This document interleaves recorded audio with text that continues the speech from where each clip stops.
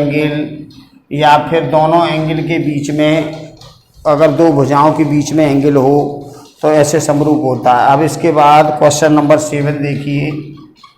Question 7 में ये दे रखा है हमें त्रिभुज दे रखा है PQR और ये ST।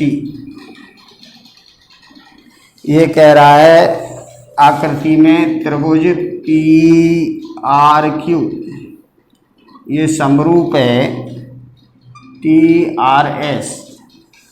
तो बताइए समरूप त्रिभुज युग्म में कौन कौन से कोण परस्पर समान होने चाहिए। इसमें कौन कौन से कोण समान होने चाहिए, तो देखो P है, ये P और T समान होने चाहिए, ये इसके बराबर होना चाहिए। कोण RPQ ये बराबर होना चाहिए STR। ऐसा है ना, बीच में ये कोण होता है, ध्यान रखना। ये P है, इधर T है, तो बीच में P और T आना चाहिए। अब दूसरा देखिए, ये R है और इधर भी R है, ये तो सेम है। अब ये देखो Q और S, Q वाला ये है और S वाला ये है, तो QS। तो यहाँ इसको लिखेंगे त्रिभुज कोण PQR ये समरूप है हमारे पास RST। इसके बराबर होगा कोण, क्योंकि Q और S बराबर है यहाँ, Q और S। तो यहाँ पे देखिए, और ये ना दोनों में कॉमन है। तो किस किस त्रिभुज में हुआ ये त्रिभुज, एक तो त्रिभुज बना PQR, ये त्रिभुज है ही है, इसमें ये समरूप है, ठीक है। ये कोण है ना, इसमें त्रिभुज PRQ तथा त्रिभुज TRS में ये कोण बराबर होंगे, ऐसे आपको लिखना है, ठीक है। यहाँ से देख लो P T के बराबर और Q S के बराबर और R दोनों में कॉमन है, क्योंकि इस त्रिभुज के अंदर भी ये होगा R और इस बड़े वाले त्रिभुज के अंदर भी होगा ये R। तो यहाँ से मालूम पड़ता है P T के बराबर है और Q S के बराबर है। अब इसके बाद क्वेश्चन नंबर 8 देखिए। क्वेश्चन नंबर 8 जो है उसमें ये चित्र आकृति दे रखी है। एक ये त्रिभुज दे रखा है हमें ABC और यहाँ से ये D है और यहाँ से इधर साइड में ये है ना E है, और हमें ये कोण है ना वो इस कोण के बराबर दे रखा है। कोण दे रखा है हमें कोण CBE बराबर है कोण CAD। ये कह रहा है आकृति में स्थित उन दो त्रिभुजों का चयन करो जो परस्पर समरूप हैं। अब दो त्रिभुज समरूप करने हैं, तो देखो एक कोण ये दोनों में बराबर है ये, और ये दोनों में कॉमन हो, तो एक तो ये वाला त्रिभुज है, एक तो हमारे पास होगा त्रिभुज DAC। ये समरूप है किसके, BEC। ये समरूप होगा BEC के, त्रिभुज BEC के। चलो यहाँ लिखे दे रहा हूँ, यहाँ पहले ये कोण इसके बराबर और ये दोनों में कॉमन, ये उभयनिष्ठ है और ये दिया है, एक उभयनिष्ठ है दूसरा दिया है। तो कौन कौन से त्रिभुज समरूप होंगे, त्रिभुज समरूप होंगे, यहाँ से देखो त्रिभुज CBE ये समरूप होगा CAD के। अब ये देख लो बराबर बैठ रहे हैं कि नहीं, ये CC कोण बराबर हैं और यहाँ BEC त्रिभुज BEC ये समरूप होगा। देखो बी कोण ए के बराबर है तो ए और सी तो दोनों में कॉमन है तो ए डी सी,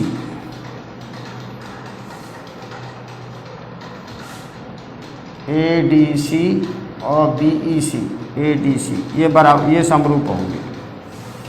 ठीक है, देख लो यहाँ से हमारे पास बी कोण है ना वो ए के बराबर है तो बी ए के बराबर है और सी दोनों में कॉमन है तो ये दोनों सी पे कॉमन है तो ये इसके बराबर होगा।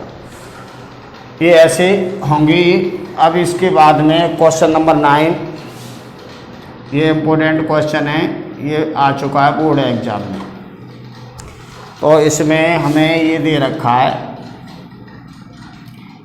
ये आकृति दे रखी है, इससे इसको मिलाया है।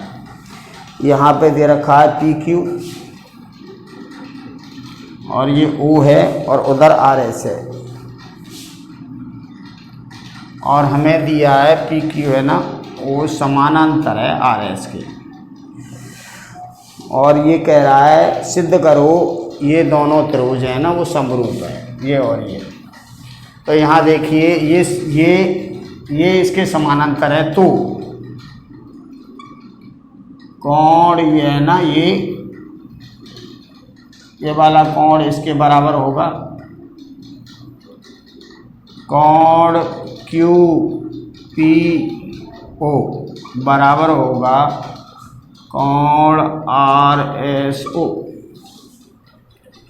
और एक इधर देख लो ये है ना इसके बराबर होगा कोण पी ओ क्यू बराबर होगा कोण आर ओ एस। देखो ये ओ कोण बराबर होंगे और ये बराबर होंगे, ये तो इसलिए बराबर हुआ क्योंकि एकांतर कोण है।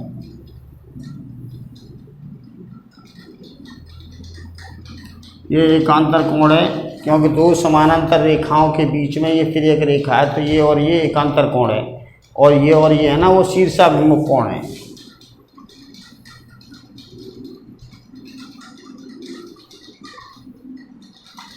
शीर्षाभिमुख कोण कौन से होते हैं? शीर्षाभिमुख कोण ये होते हैं, ये है ना ये लाइन, तो ये इसके शीर्षाभिमुख कोण है, ये दोनों बराबर होंगे और ये बराबर होंगे। तो शीर्षाभिमुख कोण ये होते हैं और एकांतर कोण ये होते हैं। दो समानांतर रेखाएं ये लाइन खींच रही है तो ये वाला और ये एकांतर कोण कहलाते हैं। तो ये और ये तो एकांतर कोण है और ये शीर्षाभिमुख कोण है और ये भी बराबर होगा, ये भी एकांतर कोण होगा। कोण पी क्यू ओ बराबर होगा एस आर ओ, ये भी एकांतर कोण होगा।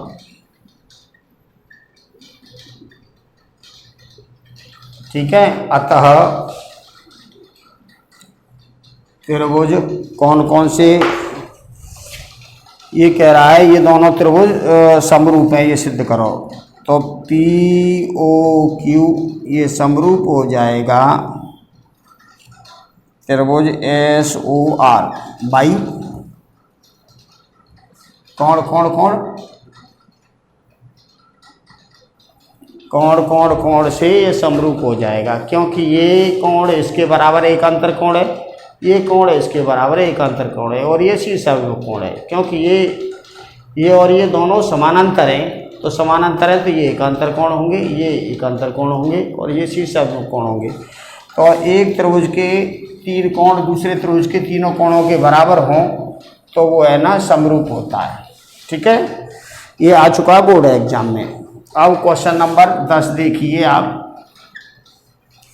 क्वेश्चन नंबर 10 में कह रहा है 90 सेंटीमीटर लंबाई वाली लड़की बल्ब लगे खंबे के आधार से, देखो ये बल्ब लगा खंबा है और आधार से लड़की किस स्पीड से जा रही है, इधर वो जा रही है 1.2 मीटर पर सेकंड और 4 सेकंड चलती है। तो 4 सेकंड चलेगी तो पहुंचेगी, 4 का इसमें गुणा कर दो, 1.2 में 4 का गुणा करेंगे तो 4.8 आया। तो ये 4.8 चली है लड़की और यहाँ पहुँच गई। लड़की की लंबाई है हमारे पास 90, ये है ना इसकी लड़की की लंबाई है 90 सेंटीमीटर, तो इसको मीटर बनाएंगे तो 0.9 होगा। और इसकी बल्ब की ऊंचाई है 3.6 मीटर। तो ये कह रहा है उस लड़की की छाया कितने मीटर होगी। ये लड़की की छाया पूछी है, आप ऐसे समझ लो, ये है ना, ये लड़की है यहाँ से यहाँ तक, ठीक है, ये लड़की है और ये मान लिया हमने ये एक्स है। तो लड़की की छाया एक्स है और इसकी बल्ब की छाया इतनी होगी और ये लड़की की लंबाई है और ये स्तंभ की लंबाई है। तो इसको लिख दो ए, यहाँ लिख दो बी, सी और डी। अब इसको पहले आप है ना बड़े वाले त्रिभुज को और इस छोटे वाले को दोनों को समरूप करोगे। समरूप करने के बाद में फिर समरूप त्रिभुज की संगत भुजाओं के अनुपात समान होते हैं, उससे निकालेंगे। तो हम त्रिभुज ले रहे हैं ए बी ई, त्रिभुज ए बी ई तथा त्रिभुज ए सी डी में दो कोण बराबर कर दो तो सिद्ध हो जाएगा। तो यहाँ देखो ये दोनों में कॉमन है, कोण ए, ये दोनों में उभयनिष्ठ है, क्योंकि ये बड़े वाले त्रिभुज के अंदर भी है ये कोण और इस छोटे वाले त्रिभुज के अंदर भी है, तो ये दोनों में कॉमन है, उभयनिष्ठ हो गया। अब आगे देखो ये कोण इसका 90 का और इसका ये कोण 90 का, तो ए बी ई, कोण ए बी ई बराबर होगा कोण ए सी डी 90 अंश, क्योंकि लड़की है ना खड़ी है तो ये भी 90 डिग्री एंगल है और खंबा है, स्तंभ है, वो भी 90 अंश का कोण है, ठीक है ना। तो ये रचना सी है और दो कोण बराबर हो गए, दो कोण बराबर हो गए तो ये इसके समरूप हो गया। अतः त्रिभुज ए बी ई ये समरूप हो गया ए सी डी बाई एंगल उपप्रमेय से, कोण उपप्रमेय से ये समरूप हो गया। तो समरूप त्रिभुज की संगत भुजाओं के अनुपात समान होते हैं, तो संगत भुजाओं के अनुपात समान होंगे।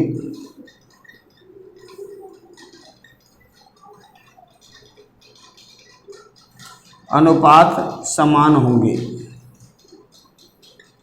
तो यहाँ देखिए संगत भुजा, अब ये देखो पहले लड़की की ऊंचाई लेंगे, मान लो हम लड़की की ऊंचाई बी ई और फिर खंबे की ऊंचाई सी डी, फिर लड़की की छाया एक्स और फिर इसकी बल्ब की छाया, तो ये एक्स प्लस 4.8 ये आया।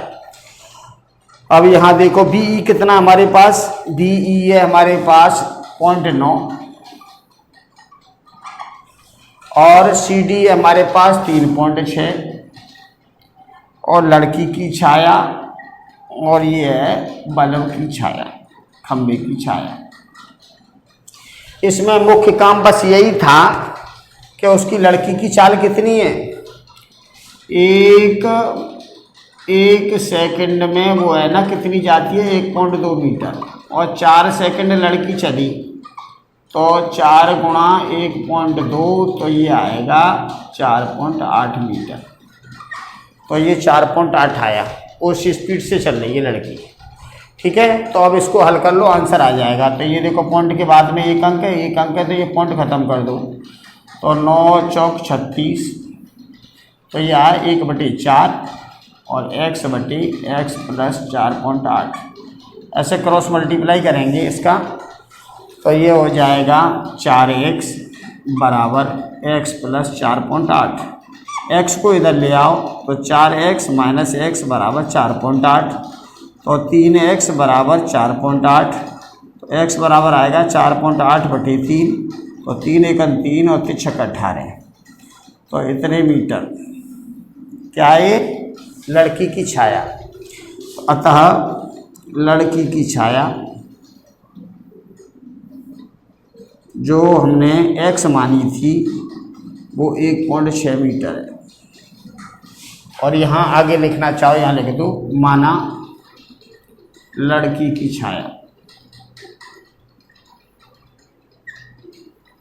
लड़की की छाया बराबर 1 मीटर। और ऐसे आपको ये क्वेश्चन करना है, इम्पोर्टेंट क्वेश्चन है ये, है ना, एग्जाम में आ चुका है। इससे ही संबंधित एक क्वेश्चन और है, इसके जस्ट बाद में 11वां क्वेश्चन आप भी कर सकते हो इसको करना चाहो तो। और इसमें क्या दे रखा है उसने देखो, होमवर्क में दे रहा हूँ, आप यहाँ पे होमवर्क में कर लेना है इसको। 11वें क्वेश्चन में क्या दिया है, 11वें क्वेश्चन में दिया 12 मीटर लंबाई वाले एक ऊर्ध्वाधर स्तंभ की छाया 8 मीटर है। देखो 12 मीटर लंबा स्तंभ है तो छाया 8 मीटर है। और एक मीनार है, ये एक मीनार है, ये है ना, प्रकाश जो किरण है ना वो, ये तो स्तंभ की छाया यहाँ से यहाँ तक है और मीनार की छाया यहाँ से यहाँ तक होगी। तो मीनार की छाया, मीनार की ऊंचाई पूछिए, मीनार की ऊंचाई पूछिए, इसकी छाया दे रखी है 56 मीटर। तो ये यहाँ से यहाँ तक 8 है, ABC और ये D, और इसकी ऊंचाई पूछी है। तो आपको क्या करना है इसमें, आप यही करोगे, इसकी ऊंचाई बटे इसकी ऊंचाई और इसकी छाया बटे इसकी छाया, ऐसे आप इसका आंसर निकाल सकते हो। पहले आपको समरूप सिद्ध करना है, समरूप सिद्ध करने के बाद में ऐसे आपको इसको हल करना है। तो ये होमवर्क में आपको ये क्वेश्चन दे रहे हैं हम, जैसे जैसे ये किया है ऐसे ऐसे इसको करना है, ठीक है। ABCD और इसको मान लोगे E। सेम यही क्वेश्चन है, क्वेश्चन नंबर 11। तो देखिए बच्चों, आपको कुल मिला के ये है कि ये जो क्वेश्चन है समरूपता वाले या सर्वांग सम वाले, ये प्रैक्टिस के क्वेश्चन है। आपको अगर प्रैक्टिस अच्छी तरह से आप करोगे, कोई भी क्वेश्चन हो XYZ, प्रैक्टिस जितना बच्चा ज़्यादा करता है वो परफेक्ट क्वेश्चन उतना अच्छा करता है। और बच्चे को पहले मालूम होता है ये किस टाइप से क्वेश्चन होगा।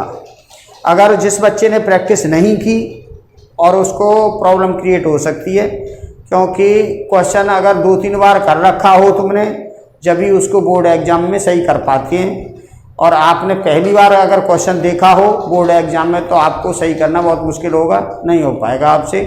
तो इसलिए पहले आप है ना ये क्वेश्चन को रिवाइज करो, पहले यहाँ से देखिए, फिर अपने आप निकालिए क्वेश्चन, और ऐसे धीमे धीमे धीमे धीमे रिपीट करते रहो।